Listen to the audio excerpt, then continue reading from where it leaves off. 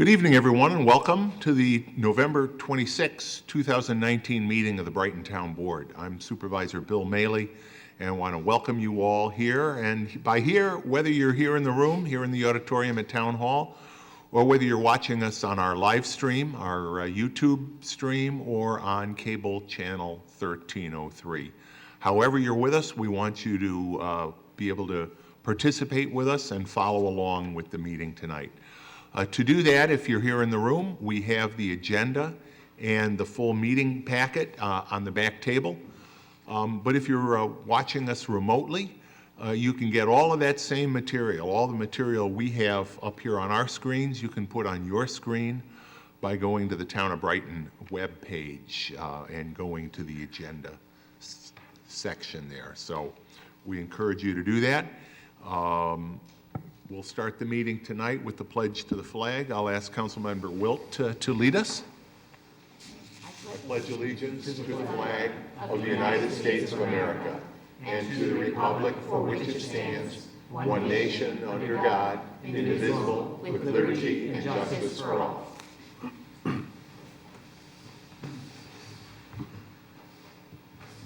And in keeping with our commitment to be open and give everybody the opportunity to participate fully, we have our ASL sign language interpreters here tonight, Tony LaPerna and Susan Pence. Thank you both.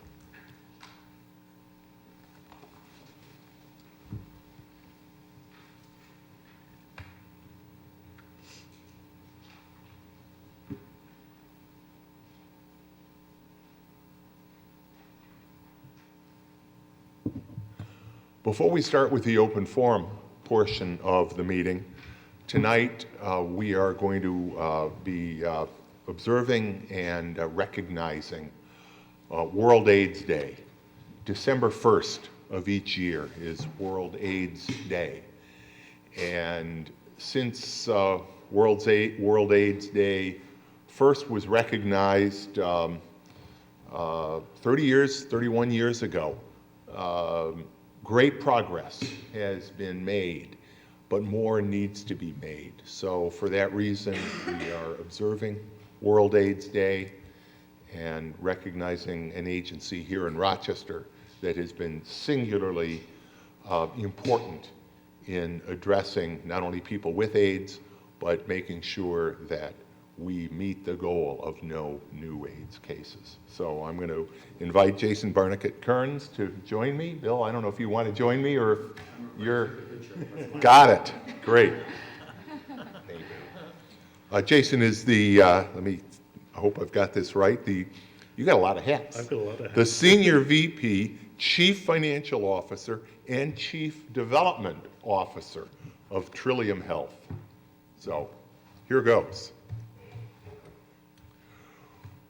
Whereas the first ever Global Health Day, World AIDS Day, was founded in 1988 to increase public awareness of HIV/AIDS and unite people worldwide in the fight against HIV in the face of profound prejudice, misinformation, and fear. And whereas over the past 30 years, great strides have been made in the treatment of HIV, and yet there remain 37.9 million people living with HIV around the world, with 1.7 million new cases in 2018, 38,000 of which were in the United States.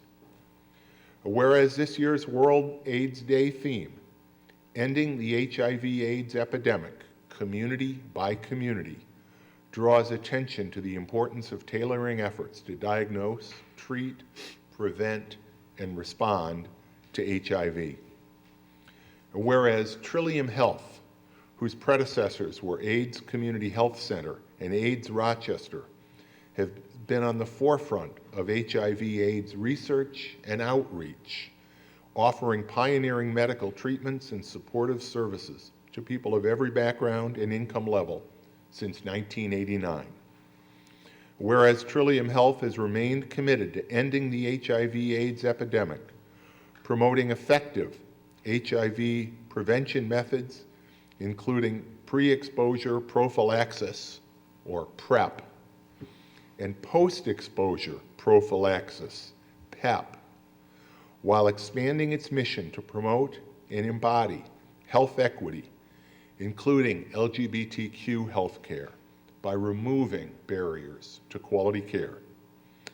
Now therefore be it proclaimed that I, William W. Maley, Brighton Town Supervisor, on behalf of myself and the entire Brighton Town Board, do hereby recognize December 1st, 2019 as World AIDS Day in the town of Brighton, and encourage Brighton residents to help move the nation closer to an HIV-free generation by educating themselves and others about HIV/AIDS prevention. This proclamation is signed this 26th day of November, 2019, and I'm very pleased to present it to you and present it to Trillium in recognition of the great work you do throughout the area. Excellent. Thank you, Bill.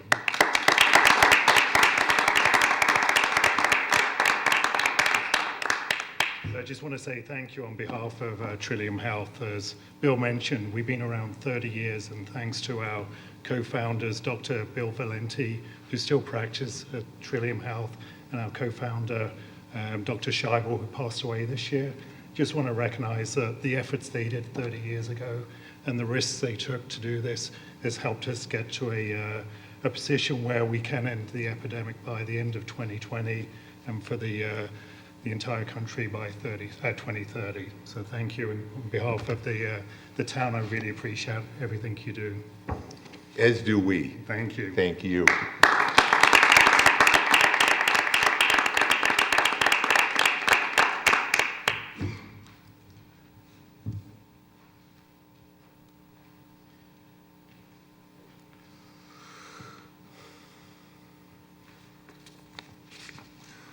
Couple of housekeeping announcements I want to make.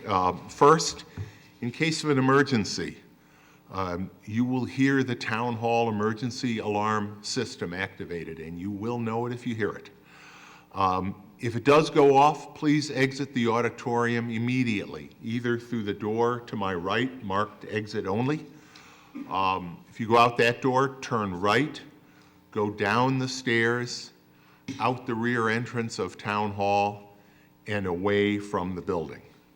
Or you can go through the double doors in the rear of the room, again marked as exits, go through the lobby, out the main front door of Town Hall, down the steps, and away from the building.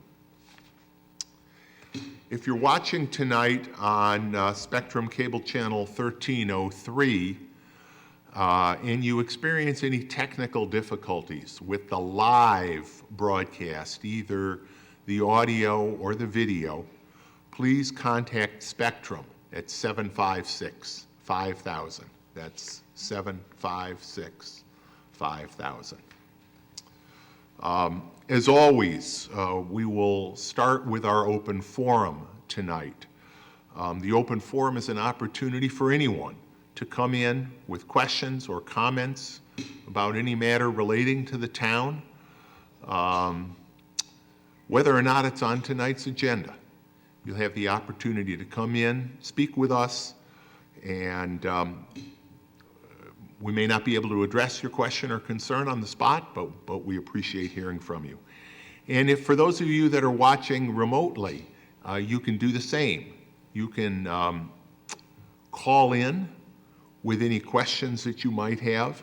303-3060 is the phone number. Again, 303-3060 if you want to call in with a question or comment during the open forum.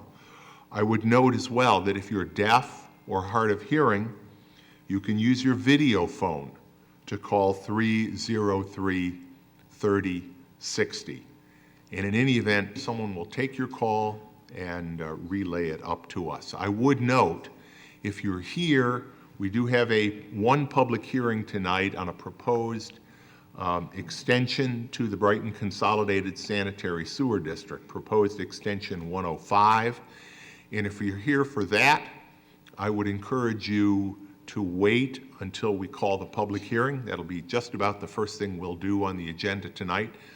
And that way, any comments you have or any information you want to share with us can be included in the record of that public hearing. So with that, the open forum is open. Would anybody like to address the town board during our open forum? Yes, either one of you or both of you. Yes, I will start. So, my name is Mitchell Chess. I live at 120 Heatherstone Lane, and I'm here to discuss an issue that's certainly significant to my neighborhood. I had some discussions actually just prior to this meeting, so I understand that as far as what the town board is able to do may be limited, but I still think it's important that we express our concerns because there needs to be a way to address these kind of issues. I'm discussing a variance that was granted on our street to an area of new construction, a new family moving in. The home is too small for them, and so they feel they need a variance to build out.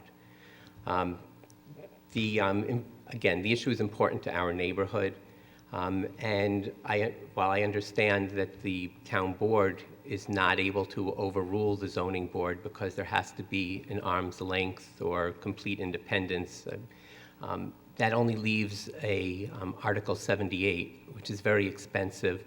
And if you're a corporation, that might be something you can eat and pursue. But if you're an individual citizen in the town, that really isn't a viable option since it costs $30,000 just to file that in the first place and get it together.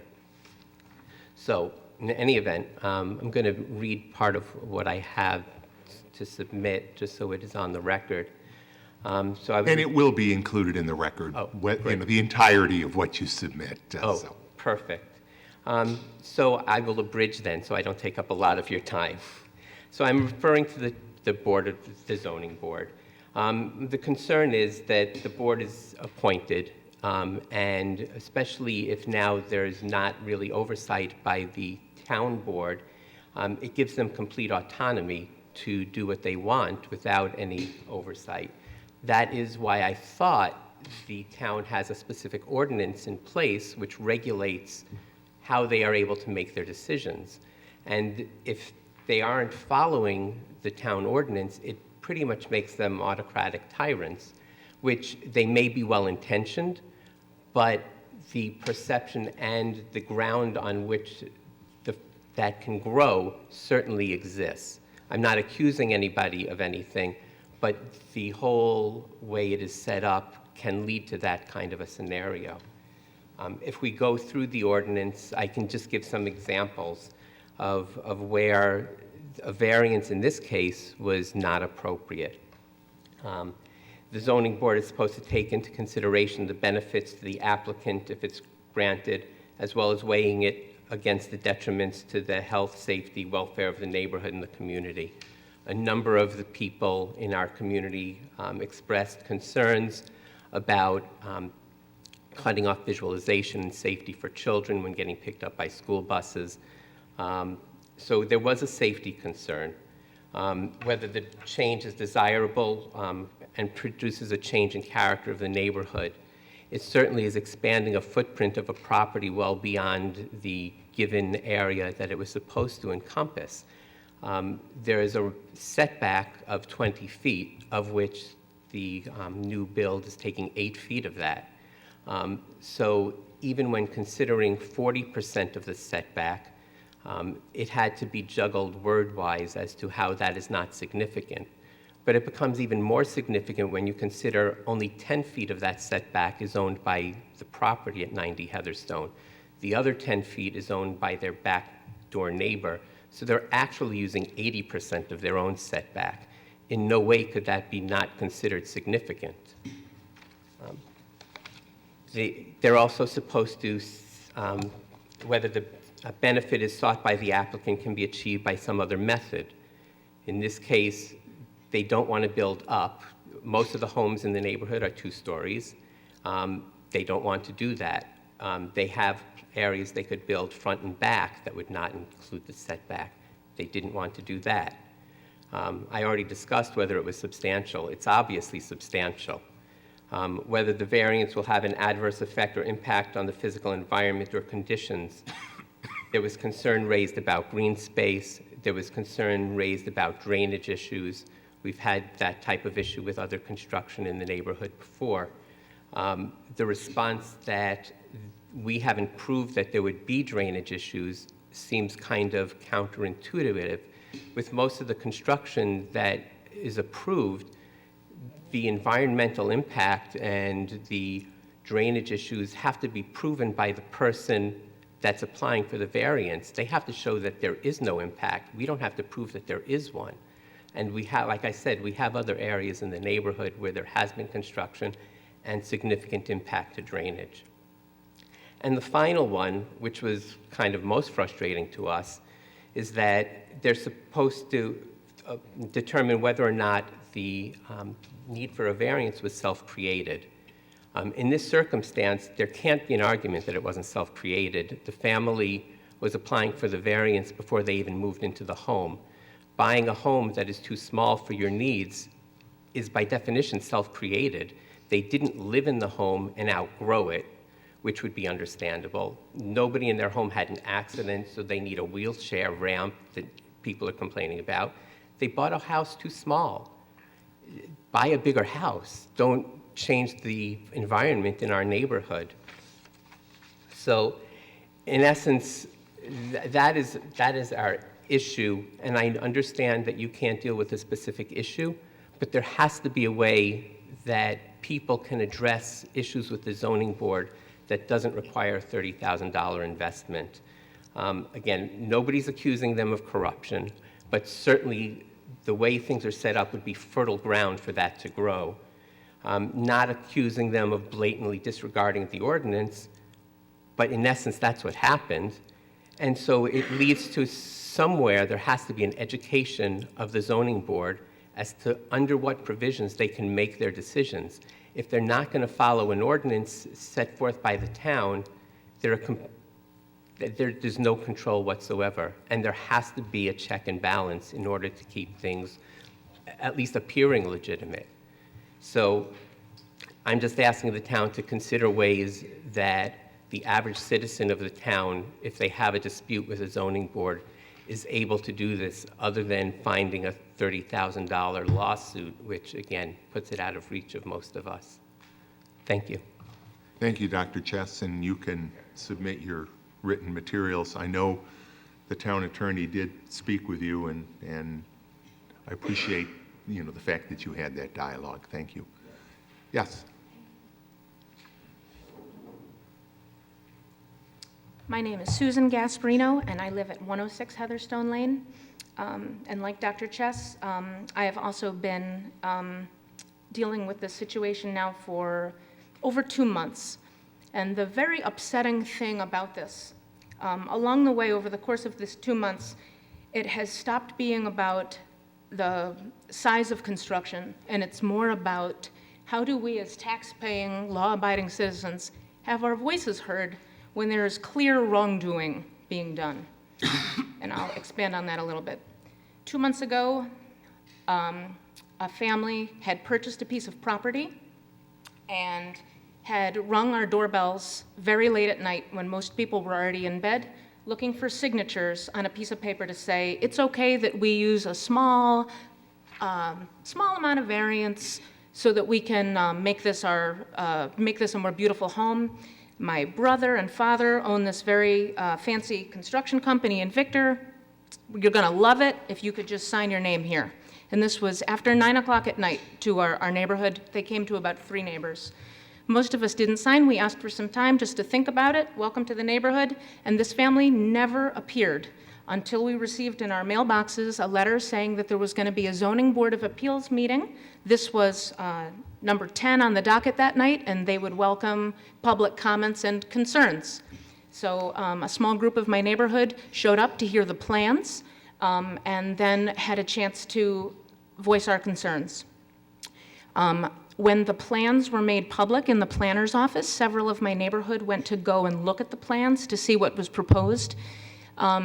The original structure was 2 stories with a metal roof, and it required 8.5 plus or minus feet into this side setback, where there is a very large green space. and there's a private driveway adjacent to the home where 4 families share that area.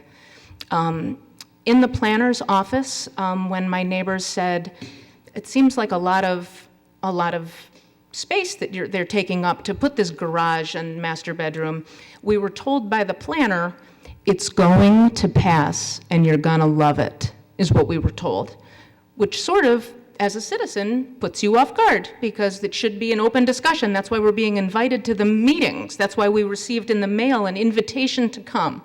So if they're already telling us it's going to pass, what is the point of us showing up? But show up we did. At the first Zoning Board of Appeals meeting, when this was presented by the property owners, several of the members of the Zoning Board of Appeals, their gut response was, we don't like this plan. Why did you buy such a small house? You shouldn't take down trees. You have to take down 2 trees. One member of the zoning board, Kathleen Schmidt, had said, with this much neighborhood opposition, there's 5 families here, we really have to rethink this. And it was about to be turned down when the planner, Mr. DeStefano, spoke up and said, well, we're not really the aesthetics police. We're here to say whether or not we want to grant the variance. Let's at least table it. Let's table it. So the decision was made to table it. In that time, after that October meeting, a petition was drawn up by the residents of our street. 32 signatures were put onto that, saying that they had concerns about the safety of the bus stop. 90 Heatherstone Lane is the bus stop for children on the private drive. They had concerns about taking down a willow tree, which shares a property line with the 4 homes on the private drive.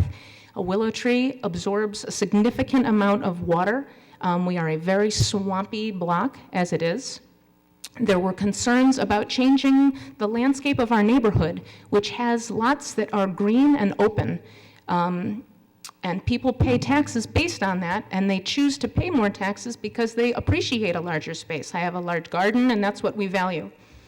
And so the petition was signed and submitted from the 32. At the next meeting, the Zoning Board of Appeals, we had 15 members of our community in the audience, and we could tell right from the beginning of that meeting that our presence there was a nuisance. People would not look us in the eye. There were many eye rolls as we spoke. We were treated very poorly, like respondents. It wasn't, they said, how many of you here are gonna talk about in opposition to Heatherstone Lane? And so it wasn't a fair sort of forum. When the couple stood up again to discuss their plans, asking for the same amount of variance, they said to each other on the board, any questions? Any questions? Nope. Okay, thank you very much. Not one question. No one asked not one question this time from the Zoning Board of Appeals, which was very strange. And Kathleen Schmidt, the one person on the board who said we cannot in good conscience approve this in October, she was conveniently absent from this second meeting. When we spoke, no one looked us in the eyes, no one mentioned the petition, no one mentioned any of it. It fell on deaf ears. And when it was time to listen to the deliberations at the end, it sounded very scripted. Everyone said the same thing. Well, I can see it from both sides. I can see it from both perspectives. But is it really our job to tell people what they can and can't do with the trees that are mostly on their property? I don't think it is. And then Mr. Dollinger was acting as an attorney, and he advised the Zoning Board of Appeals to be very careful with their wording. Be very careful what you say. It's very important that we make these 5 points that they have to prove that Dr. Chess alluded to. We have to make sure they fit. So let's start with number 1. How are we going to say that using almost 40% of this setback isn't substantial? And they looked and they thought and they said, let's say it's a unique lot. Let's say that, write that. Okay, so it's a unique lot. That's what they came up with. How about the safety concerns at the bus stop? What should we say about that concern? Said one zoning board member. I used to drive a bus. I think it'll be fine. Okay, let's write that. What else happened at this? It was so upsetting that it's burned into my brain that we listened to them juggle this language.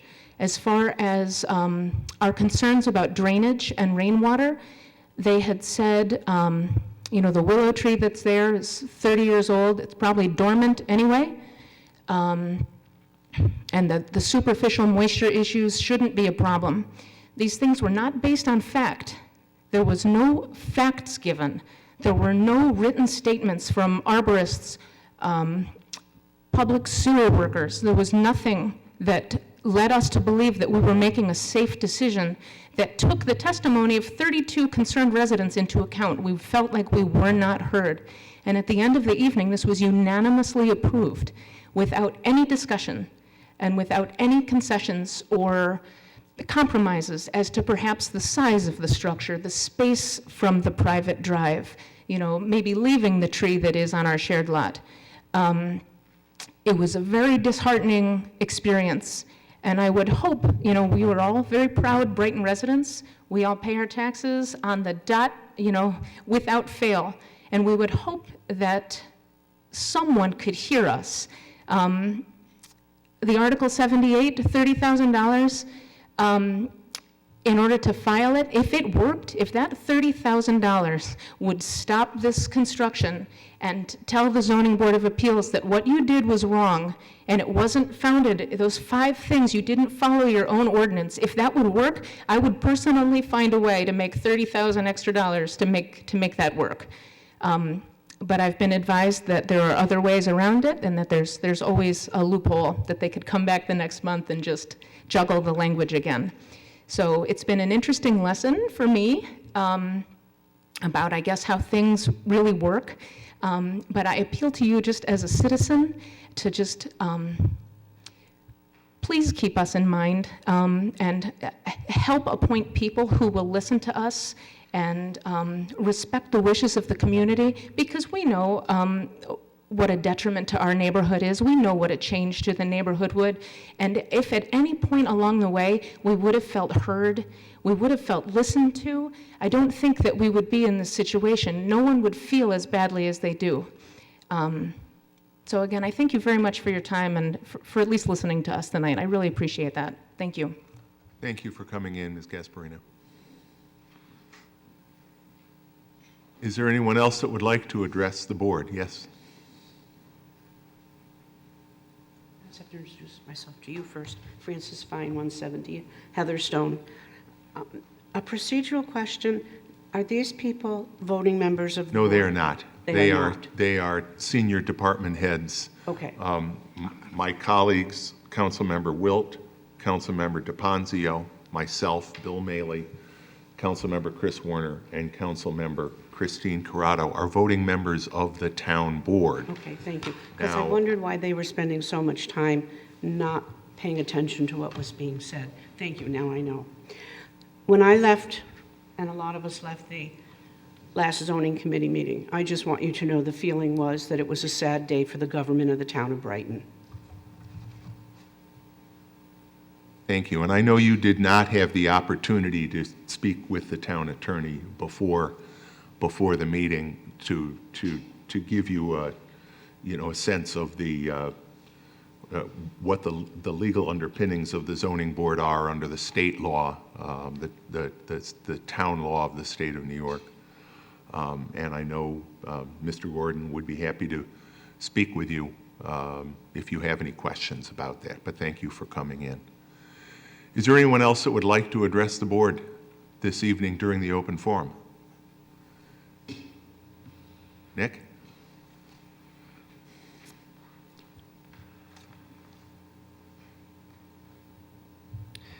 Nicholas Wilt, 2695 East Avenue. I just very briefly, it's been, I think, a little over a year and a half since we last discussed the road diet project that DOT had been working on East Avenue, to some miles from Highland Extension to St. John Fisher.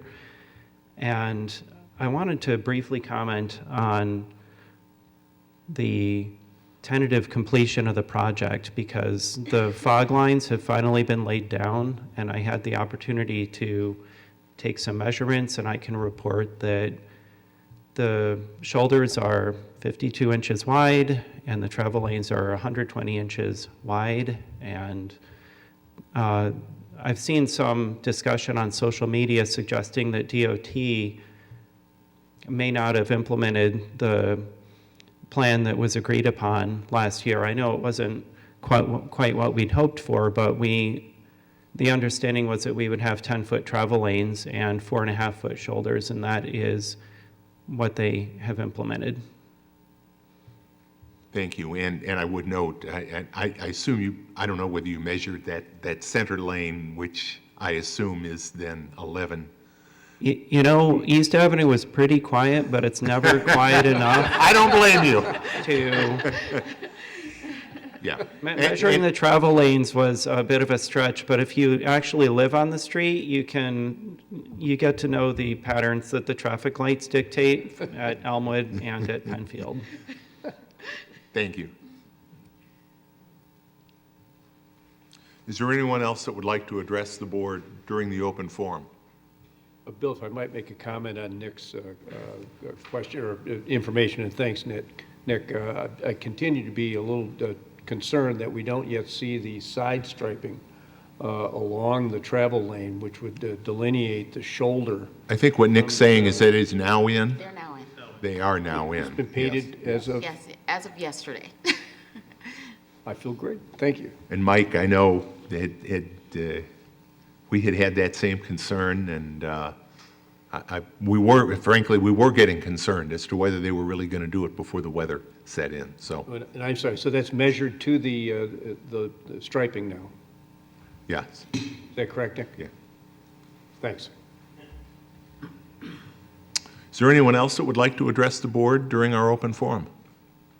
Hearing none, we'll continue on. And can I have a motion to approve the agenda with the addition of the communication that we received concerning 90 Heatherstone? So moved? Second. I think Chris won that one. Christine won that one. Any discussion? Hearing none. Dan, please call the roll. Councilmember DeFonzio? Aye. Councilmember Werner? Aye. Councilmember Wilt? Aye. Councilmember Corrado? Aye. Supervisor Mealy? Aye.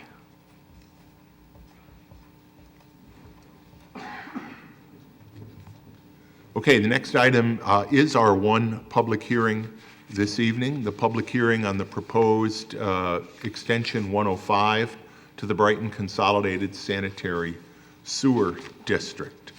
I want to ask the town clerk, has the necessary legal notice been given in this matter? Yes, Supervisor, the notice was in the November 14th edition of the Brighton Pittsburgh Post.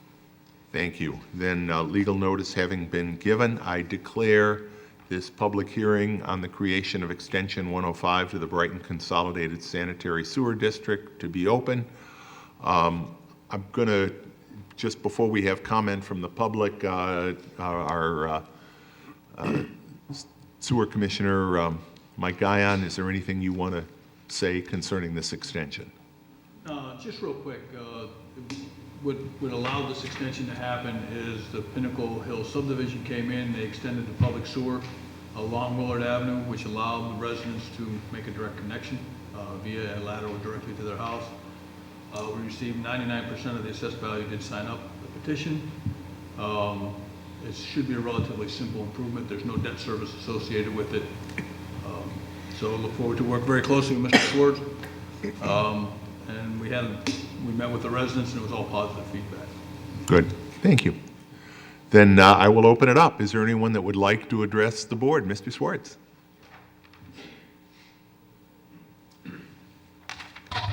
James Swartz, 39 Willard Avenue, Brighton. I sent you a message just a minute ago, but obviously you don't have it on. The question I have is, just before this meeting, I got an email. There are 5 petitioners on this petition, and I wanted to find out, I don't know where the town attorney went. what I was He, I gonna believe, try. is out speaking with one of the people who spoke during the open forum. Because one of the 5 petitioners just informed me his house, he has accepted a purchase offer on his house, and he didn't indicate if the purchasers are aware of the fact that that property was also included in this. And I don't want that issue to hold up the approval. Unfortunately, because of the lateness of the year, we're going to have to put off actually doing the work until spring because the contractor cannot get hot asphalt to repair the street at this late date. And we don't want to pay $500 extra for redoing it in the spring. So, but that was my only question. We request the approval of this. We were never happy with this whole project, but now that it's there, the 5 houses, all of us on septic, have bitten the bullet and request to hook into this with this new consolidated sewer district. And I can address that preliminary question as long as the current property owner continues in title, which he obviously does. The signature on the petition is still valid and does not undermine the creation of the extension. Yeah, the problem is he's going to close on the sale of the house. He said he hoped within the next couple of weeks. And so, I don't know what My what sense what is... was conveyed to the proposed purchaser on that. Sure, yeah. That was not, in his email to me, he did not discuss that, so I haven't had a chance to get back to him. But I just wanted that on the record. Thanks for letting us know that. Is there anyone else that would like to address the board on this public hearing? Hearing none, I declare the public hearing to be closed. You have material in your packet. Do any board members have any questions or comments? Let's get a motion then to approve, and then if there's any comment, we can do so. Can I have a motion? Bill, on the proposed creation of Extension 105 to the Brighton Consolidated Sanitary Sewer District, I move that we adopt the resolution before us. Second. Any discussion? It's I think between Mike and Mr. Swartz have laid out what the proposal is. Hearing none, Dan, please call the roll. Councilmember DePonzio? Aye. Councilmember Werner? Aye. Councilmember Wilt? Aye. Councilmember Corrado? Aye. Supervisor Manley? Aye. Thank you for coming in. Communications, with the addition of the communication that we received during the open forum, can I have a motion to receive and file all of these communications? So moved. Second. Let me just walk through them here quickly. We have correspondence from Ted Aresti, the Executive Director, and Aaron Hiller, the Fire Chief of the Brighton Fire District. They were weighing in their communication about the potential impact of speed humps on response time by emergency vehicles in response to a test of temporary speed humps on Brook Lawn. No final decision has been made on the installation of speed humps there or in any other location, but that test, which we had to, of course, get the temporary humps up before the snowstorm, but the police department will review the data from that test, and we will be looking at speed humps along that street at some future time. We also have communication from the Monroe County Controller concerning the sales tax distribution for the third quarter of 2018. It did show an increase in sales taxes, consistent with our expectations in the budget. So we're a little bit ahead of where we thought we would be, but very close to it. And Looks like about a $50,000 increase, Yep. is that correct? yeah. We also have from two of our insurance carriers, Comp Alliance and the New York Municipal Insurance Reciprocal, we have checks from them reflecting successful years and some surplus that have been returned to us, and that's always good. And speaking of always good, we also have correspondence from a resident talking about her impressions, and they were very positive, of the town court and their staff, and in particular Judge Falk. So it's great to hear all those. Those are the communications along with Dr. Chess's material concerning Heatherstone. We have a motion.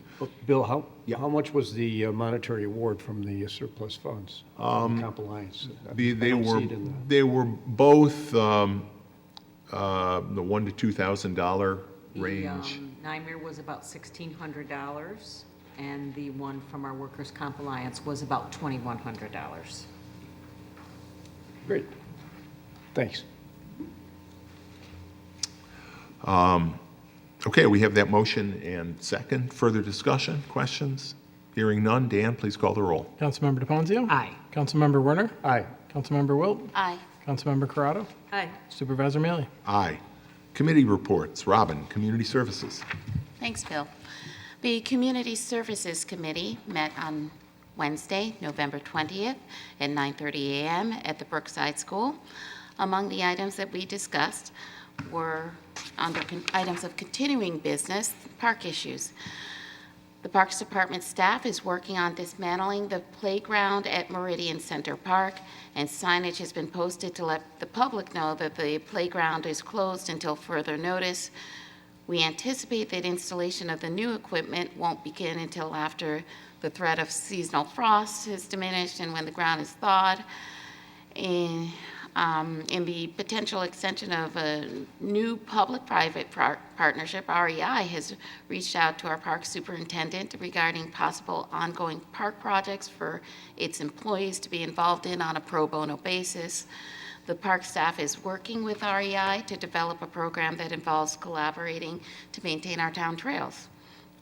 Great news. Yeah, good news. Highland Crossing Trail work has been completed to repair the damaged portion of the boardwalk after a recent wind event. Vigilant residents identified a patch of phragmite on the Brickyard Trail, which has since been removed and is being monitored to prevent future or further spread. The Parks Department is working with the Friends of the Brickyard Trail to develop a long-term plan to combat and curb incursions of invasive species on not only the Brickyard Trail, but also in our remaining parks. Finally, we're still working with Birchcrest to schedule the tree removal over at Corbett's Glen, and we're happy to report that the bulk of feedback regarding the trail fencing has been positive over in Corbett's Glen. And if I could just go back real quickly, because we got late breaking news today on the Highland Crossing Trail, the trail signage, the kiosks, have been installed as of today. Okay, I think they great. took advantage of the nice weather and got them finished today. So I think a lot of... we got some nice pictures of those. I was just letting the board and the public know, Mike, about the kiosks on the Highland Crossing Trail being completed and installed today. It's great news. A little late, but they look really nice. They do, at least in the picture, they look very nice. Nice job. The break in the weather has afforded a lot of people the opportunity to finish up some projects. With regard to our recreation programs, our winter-spring brochure development is currently in progress. The recreation staff has been engaged with the community to revamp our program planning, and the department is excited to implement some new upcoming offerings.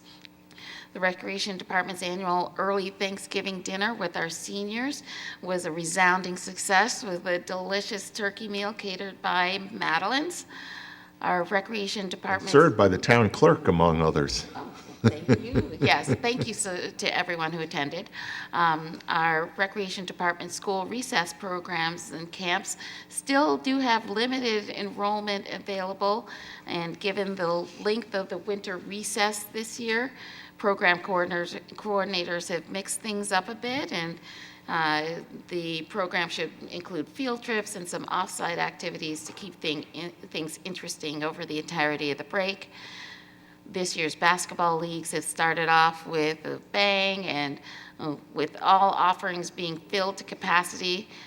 Again, we're grateful for the enthusiasm and popularity of the program, and we're fortunate to have a lot of dedicated and experienced returning staff.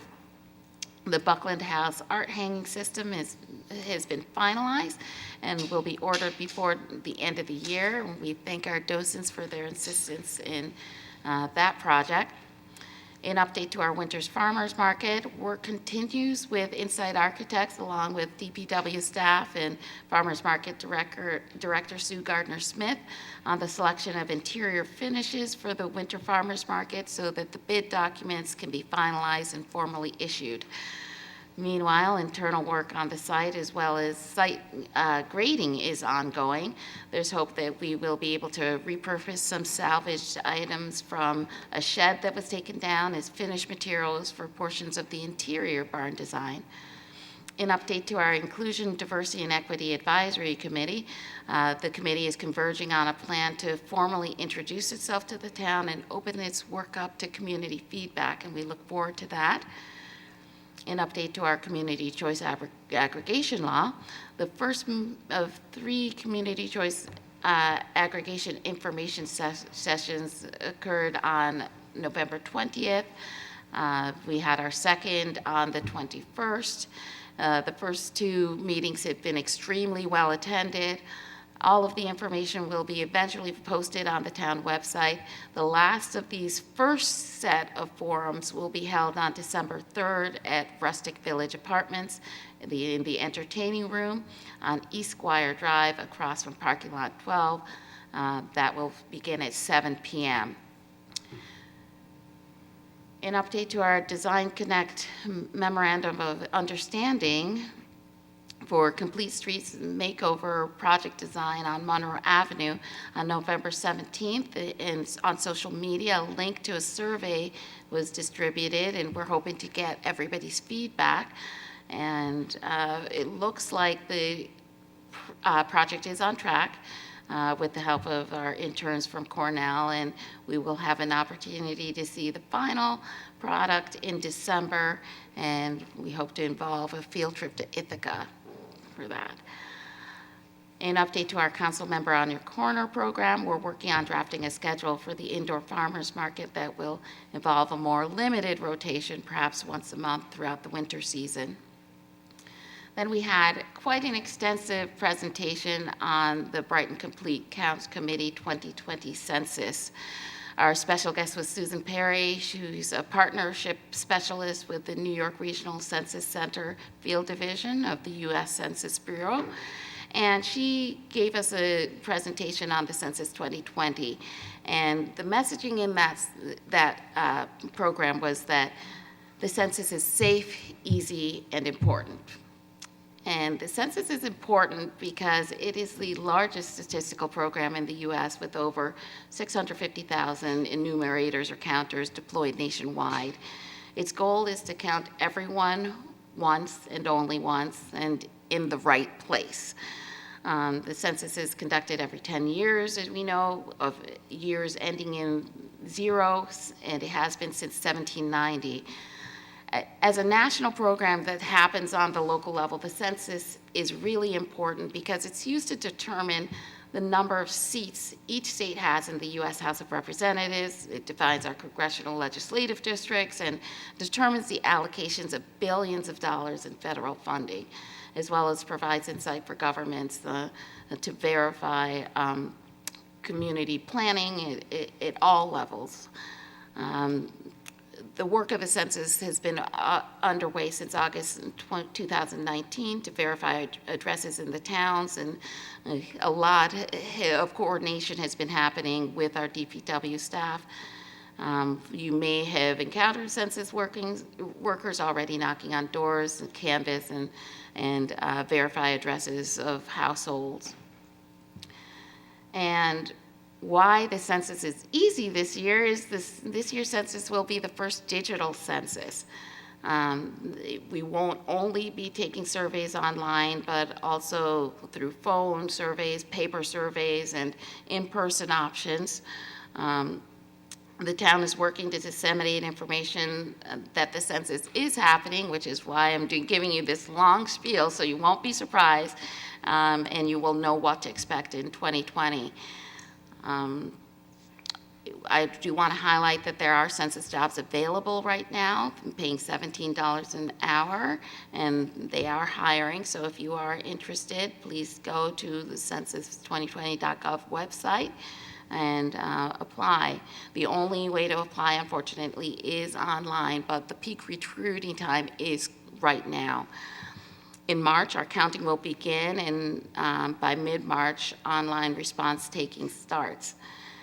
April 1st, 2020 will be Census Day, and there will be public events to raise awareness of the ongoing census and the fact that surveys should be in progress at that time. And by mid-May to July, census workers will be going door to door again to sweep up potential undercounted communities. And by December 31st, 2020, data tabulation and release of census results will occur. And I want to emphasize that the census is a safe process. There are precautions taken to review and to confirm the legitimacy of Census Bureau surveys, to avoid any mistabulations. And this is strictly a head count. The 2020 census is safe because private information remains confidential and is never published, including names and addresses. Rather, the information is only released on a statistical level. So you will not be able to be personally identified in the census. And your personal information is protected under Title 13, and any violation of this is taken very seriously and carries significant penalties.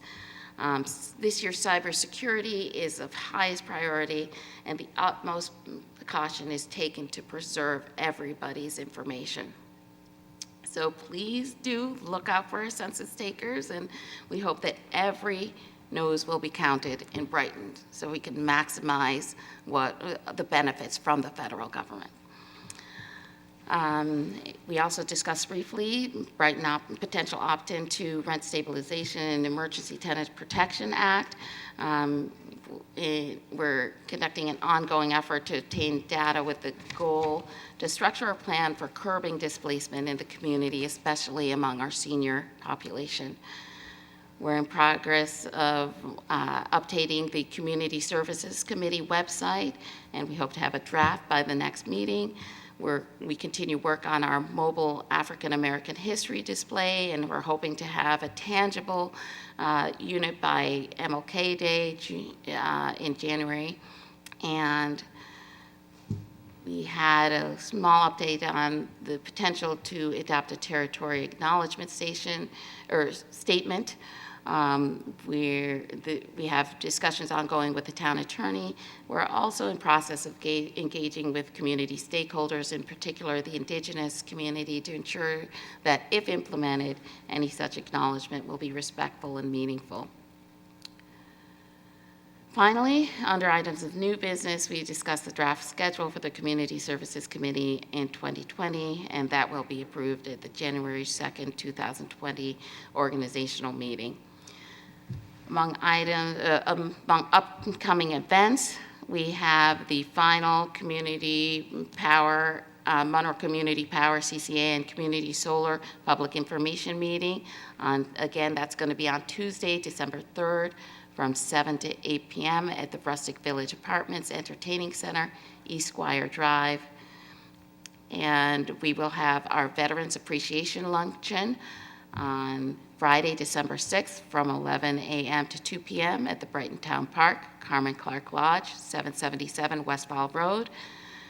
That same day, we will have our Friday with Frosty celebration, and that will again be at the Brighton Town Park, 777 Westfall Road, from 6:30 to 8 p.m. And we have our Brighton Recreation Open House and Farmers Market Cabin Fever event at the Brookside Recreation Center, 220 Idlewood Road, during our public market on Sunday, January 26th, 1 to 4 p.m. The next meeting of the Community Services Committee will be on December 18th at 9:30 a.m. at the Brookside Recreation Center. As always, member of the public are welcome to attend. And Robin, the Veterans Luncheon is on Friday, the 6th, at what time again? 11 a.m. 11 o'clock, thank you. I think the actual program begins at 11:30, Yes. but yes, starts at 11. Great, it's a great event. It is a great, it's a Sure, there. wonderful event, and thanks to a couple of very special people who, you know, make it possible year after year. 15 years, Rich Wagner and his wife have been doing that event. It's fantastic. Just the one thing I want to, again stress, the census, and in my columns, I'm going to be writing a lot about the census over the next couple months.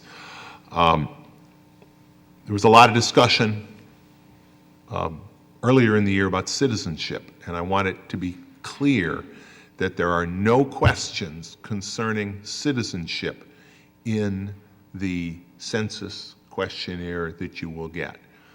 Robin talked about cybersecurity issues. Those are very important. The aggregation of data so that people cannot be identified. But I think it's important because the count really is intended to count everybody, regardless of their citizenship status. If they live here in Brighton, as you said, we want to count you once, but we want to count you. And citizenship will not be asked about, and you will not in any way jeopardize whatever your citizenship status might be by participating in the census. So, and we are going to be reaching out into, and Susan Perry talked about some of the harder to reach communities. We're going to be working to make sure that we do, and types of facilities, types of housing sometimes are harder than others. The homeless are obviously, we know, a difficult population to count, but we are going to work very, very hard to make sure, as you said, that everybody is counted so we can get our full and fair share of funding. And Bill, Thanks. Oh, yeah. In walking the neighborhoods this past fall, I was thinking about the census to the extent that I was surprised at the number of homes that clearly did not still have children in the schools. As being that such a large proportion of our tax bills, nonetheless, people still stay in Brighton because of the nature of the community. And the census is going to tell us where our community services really should be focused. I've always thought of us as a town of one, neighborhoods, but of families with children. And I don't know to what extent that remains the same. So I'm interested in what the demographics are going forward here. And having been at the middle school concert just last night, and realizing how far away I had to park to the middle school concert last night, there's a lot of families, and that was one school and one piece of the population. But you do raise a good point, and as Robin mentioned, most people this time around, we anticipate, will be responding to the census, hopefully online, because that's really going to be the easiest way, or by mail. We hope that very, very few people have to, because it will really be, for most people, the last point of contact, the point of contact only if you haven't been, affirmatively counted already, those in-person enumerators that will be out knocking on doors. We really want to encourage people, respond online, get yourself counted. And the other thing, you talk about families. One of the populations that in listening to Susan, I really made note of, sometimes people get a little confused. The school district has censuses. This is different than that. It's important that you answer both. The school district does a census to know who's coming up, those young 2-, 3-year-old, 4-year-olds who are going to be very soon in the schools. I think sometimes maybe people misinterpret and they think that data gets sent to the census as well. It does not. And sometimes those young preschool children are among the hardest to count. I know how much we all care about our children and our grandchildren, make sure you remember how much you care about them when you fill out that census form, and make sure they are included as well. The youngest babies need to be included. Yes, the under 5 population is one of the highest at-risk populations for undercount. And, of course, one of the highest risk populations in many cases, of need for services. So you're going to be hearing us talk, you're going to be hearing me talk about the census over the next few months, almost as much as you're going to hear me talking about leaves and snow over the next couple of months. And with that, I will turn to Jason DePoncio for the Finance Committee. Yes, the Finance Administrative Services Committee met last Tuesday, November 19th. Each of the items we discussed in committee will appear on tonight's agenda and be discussed and voted on in further detail. Our next meeting will be held on Tuesday, December 3rd. We meet at 3:30 in the afternoon in the Stage Conference Hall here at Town Hall, and the public is invited to attend. Thank you, Jason. Public Safety. So Public Safety has not met since the last town board meeting. The next meeting will be Tuesday, December 10th, 8 a.m. here in Town Hall in the lower level meeting room. However, there has been some activity, particularly with the Brighton Fire Department since our last meeting, so I'll share a short update on that. Last Thursday, the 21st, the Brighton Fire District held a public meeting to update the community on the status of station number 3 in the northeast of town. It has been determined that the station will remain open. It will remain staffed 24/7 by a career firefighter going forward. So this is wonderful reinforcement of safety for all areas of Brighton. In the future, the department will run a pilot program. It will be launched probably second quarter of 2020, a pilot program with 2 firefighters based out of station number 3 to see if there is a way that they can create efficiencies district-wide. The start of that pilot program is pending the system changes in the Monroe County dispatching system. So once centralized processes are changed and in place, then they'll launch that beefed up level of staffing in the station. That will run for 6 months, at which time they will determine whether or not it is a success and lock it in, or if it needs some fine tuning. Last, also relating to the Brighton Fire District, there will be an election held on Tuesday, December 10th. One commissioner is up for re-election.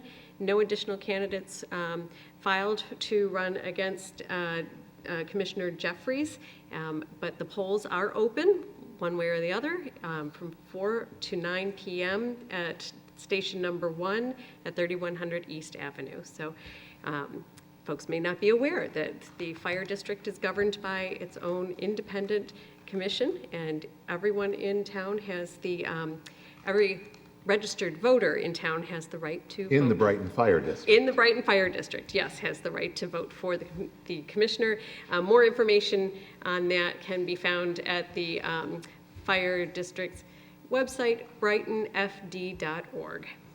Thanks, Christine. I appreciate the time you put in on that in your role as Public Safety Chair, being a part of that Citizens Committee, the liaison from the town board. I know there were a lot of people, many of them from the East Brighton area, the so-called Threes area. Ray Tierney, Connie Goonan, there were a number of people, representatives from the fire department. I think you all deserve a lot of credit. The fire department, Ted Aresti, Rick Garrett, I had several meetings with them as they were looking at what they wanted to do. I think they heard me loud and clear, but I think they heard the community loud and clear, the importance of having those career firefighters, or at least a career firefighter, there at the station to respond to that part of town. They took notice of some significant incidents in that part of town in recent history. So I'm really pleased that everybody put a lot into it, and we'll be looking forward to. And Christine, what was your sense of how people felt about that resolution? direction. There was absolutely no pushback against that decision.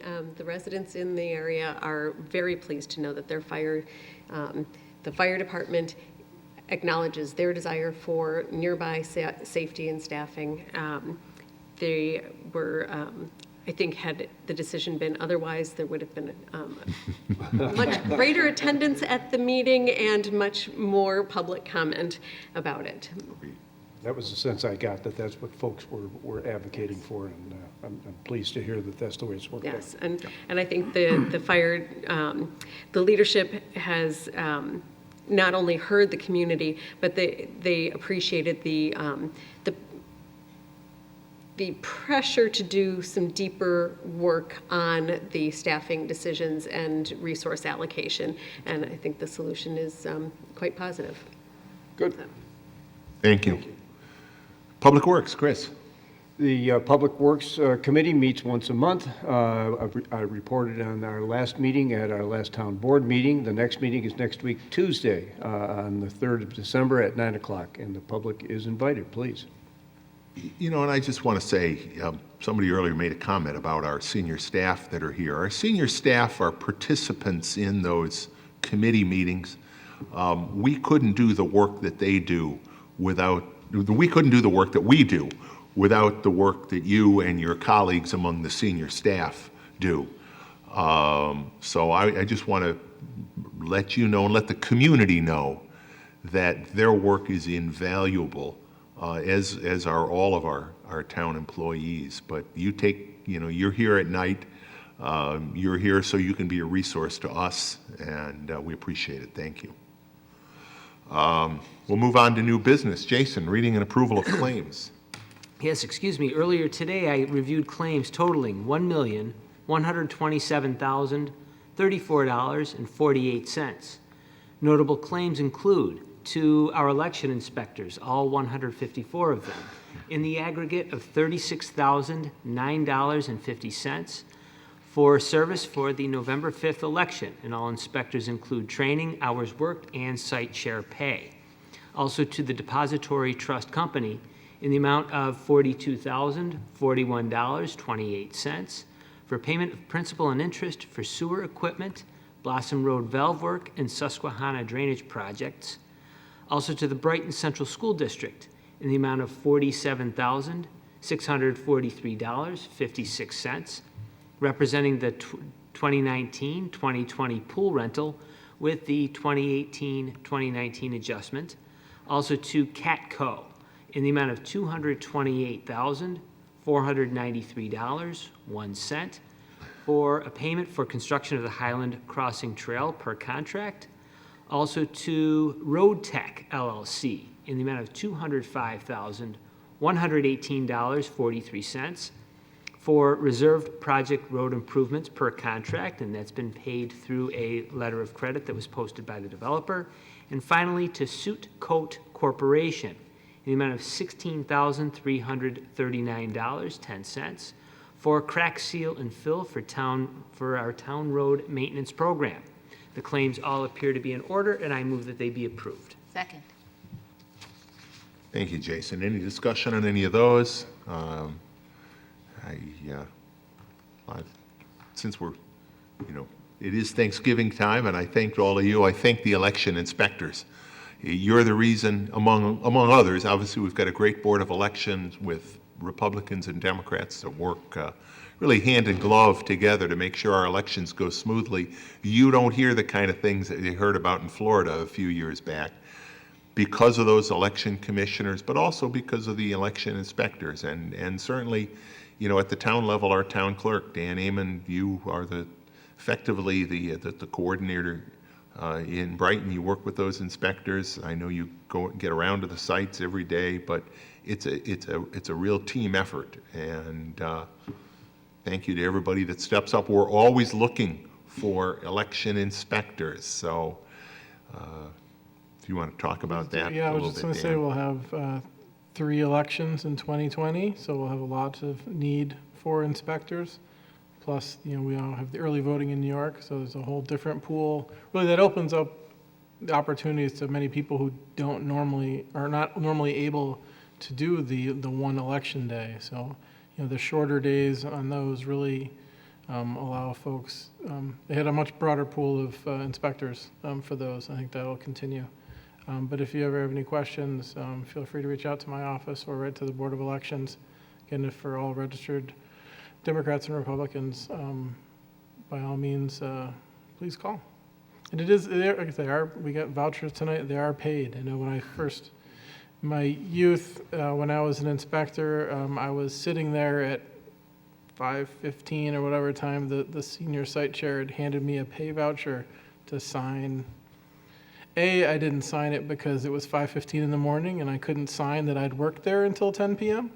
But that was the first I knew we got paid. So it's a nice little, a lot of folks use it as kind of a Christmas club sort of a thing, and just nice to help the holiday savings at the end of the year. So by all means, not just for that, but it's a good chance to, see your neighbors and chat and participate in our democracy. Yeah. Thanks, Dan. Okay, we have that motion to approve the claims. It's been seconded. If there's no further comments, Dan, please call the roll. Councilmember DeFonzio. Aye. Councilmember Werner. Aye. Councilmember Wilt. Aye. Councilmember Corrado. Aye. Supervisor Mealy. Aye. Christine? On the matter of authorizing the supervisor to execute an agreement with Town and Country Cleaners for 1 year from January 1st, 2020 through December 31st, 2020, with the option of 3 annual renewals for police uniform dry cleaning and laundering services. I move that we adopt the resolution as prepared by the attorney to the town. Second. This contract was below the general municipal law state bidding requirements, but it was conducted consistent with our town procurement policy.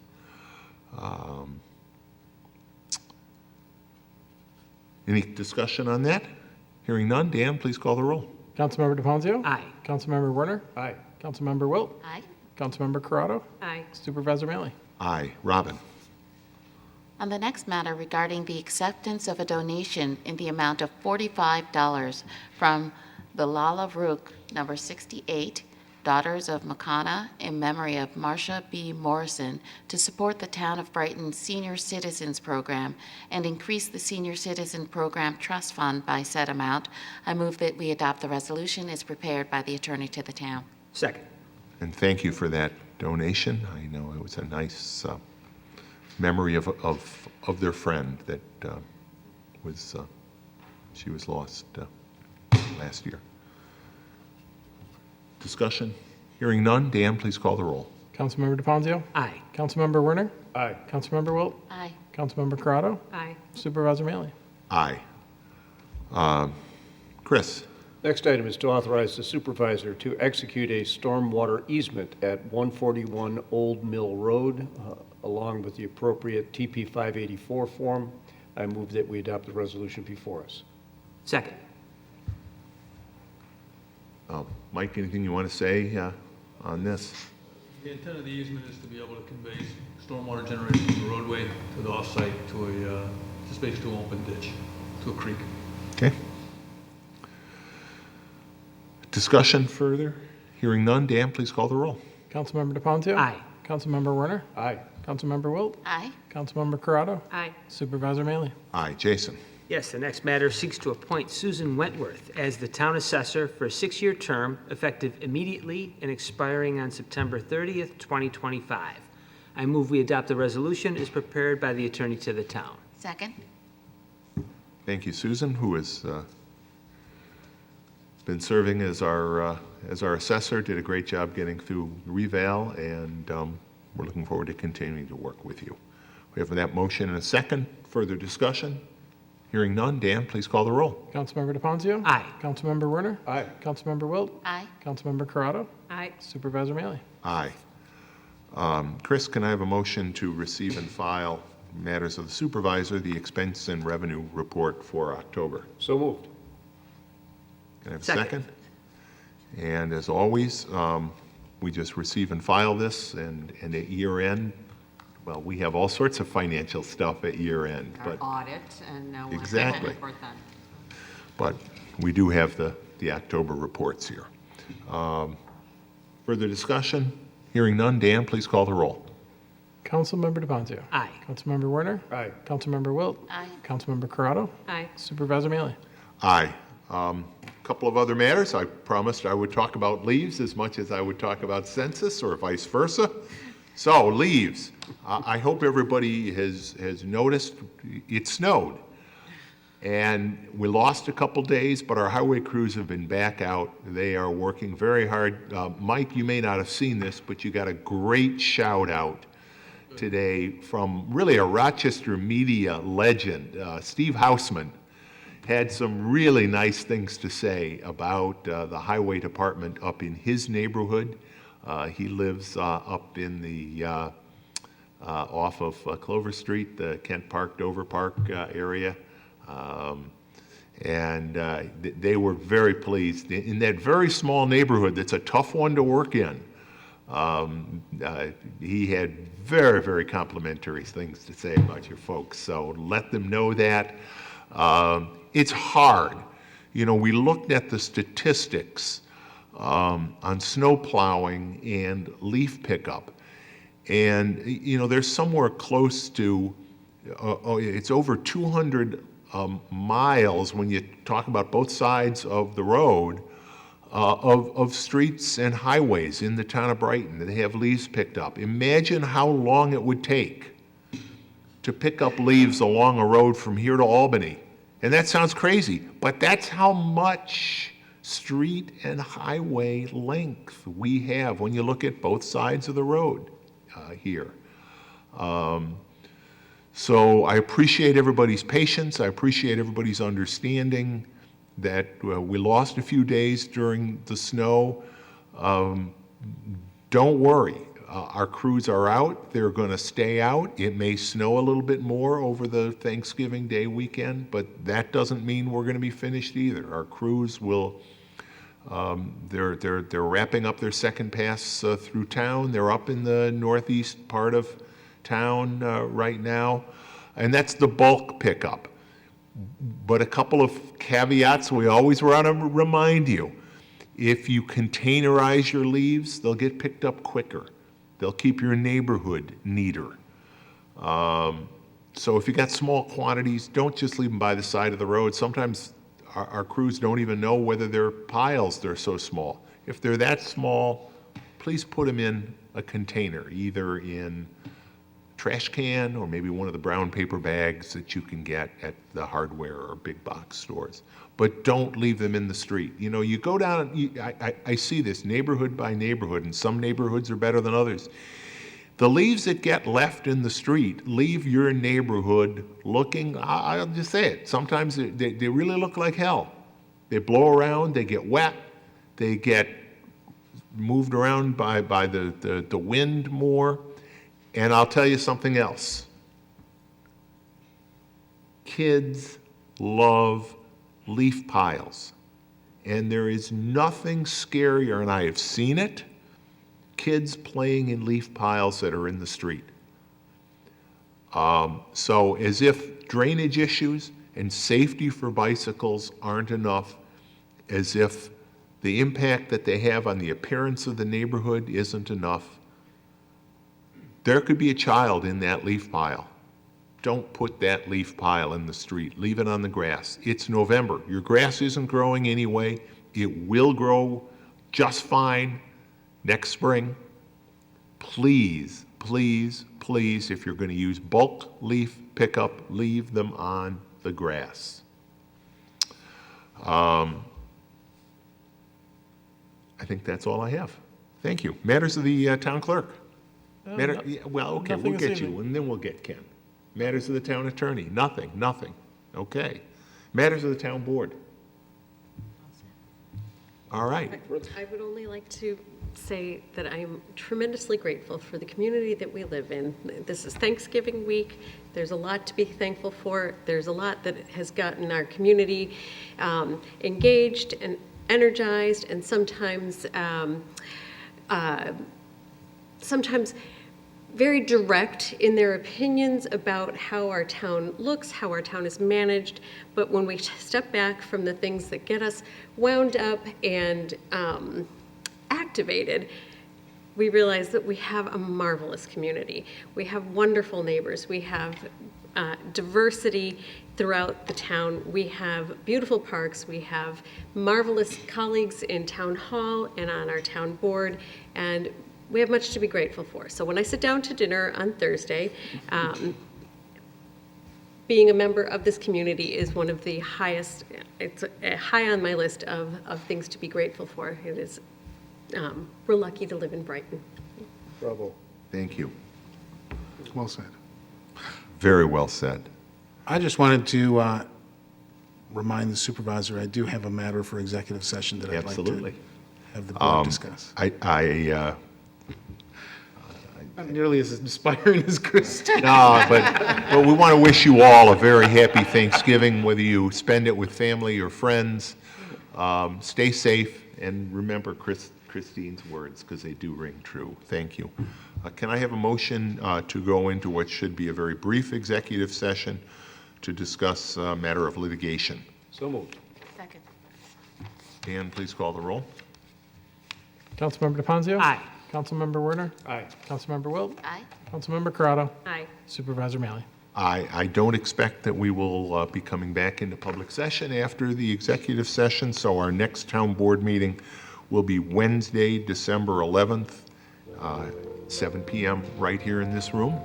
Our second to last, no, it could be, actually, it will probably be our last meeting of 2019, because right now I do not anticipate that we will have a meeting on the fourth Wednesday of the month, because that will be a holiday. So it's possible that that will change, but this meeting on December 11th could well be the last. It'll certainly be the last regular meeting of the year. So happy Thanksgiving. We'll see you then.